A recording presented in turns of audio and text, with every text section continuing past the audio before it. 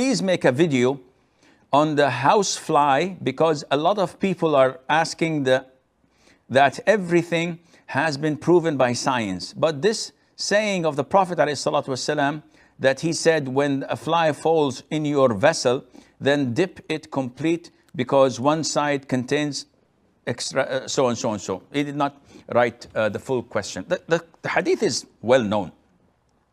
The hadith is in Sahih Bukhari. And the Prophet said, alayhi salatu wasalam, whenever a fly falls into your utensils, your cup, your vessel, then dip it immediately and toss it away. The Prophet says, alayhi salatu wasalam, for the fly has illness, epidemics, diseases under one wing, and under the other wing, it has the remedy and the cure for that. Now, this hadith was widely accepted by the Muslims because this is something from the unseen. And we believe in the Quran, we believe in the Sunnah. If we look at the miracles in the Quran and Sunnah, we will find that like 95% of them are proven through science today. I'll assume the 5% that science did not prove to be true as well, because we have a track record. If only 5% or 10% of the miracles, scientific miracles of the Quran and the Sunnah were proven, and 90 were dubious, you and I may have a reason to doubt. But it is the other way around. The vast majority, 80, 90%, are all proven without any doubt by the disbelievers themselves. So any logical person would come to the remaining 10, 15, even 20% that was not proven to be wrong, but not proven to be correct either. They will accept it because they say that the track record proves that it is right. So there were people who came to this hadith and said, ugh, if a fly falls into my glass, I'm gonna toss the whole thing out. Why would I dip the fly again and drink whatever is in the container? This is not the point.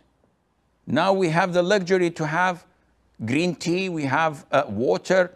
People in drought-struck areas where they have famine. This is not a luxury. This is a necessity. So if a fly falls into it, it is not an option to throw it. They're gonna drink it. But the etiquette of doing so is to dip the fly. What kind of fly are we talking about? Housefly. And he's saying that this is not proven scientifically, and I beg to differ. For the past 20 years, there were so many researchers in America and also in Egypt, for example, in Cairo University and elsewhere, by professors, proving this through the lab tests and clinical experiments. Without any doubt, it's a well-known fact. Those scholars who depended most on their logic, the dependence on the logic when the research came from American universities with the seal on it, they said, oh, okay, if this is the case, the hadith is authentic. When the Bukhari, 1300 years ago, authenticated it, these people who use their logic to accept and reject Quran and the Sunnah said, I will not accept this. Subhanallah. Muslims are not played like this. They do not allow Satan to mess with their conviction. They believe in the Quran. They believe in the Sunnah. What they cannot understand, they believe in it. And they say that it is in Allah's hands. Someday we will understand it. But this hadith of the fly is a proven fact, scientific fact. And you can take that to the bank. Now, if the fly falls into my glass, will I do this or not? Any proper Muslim has a choice.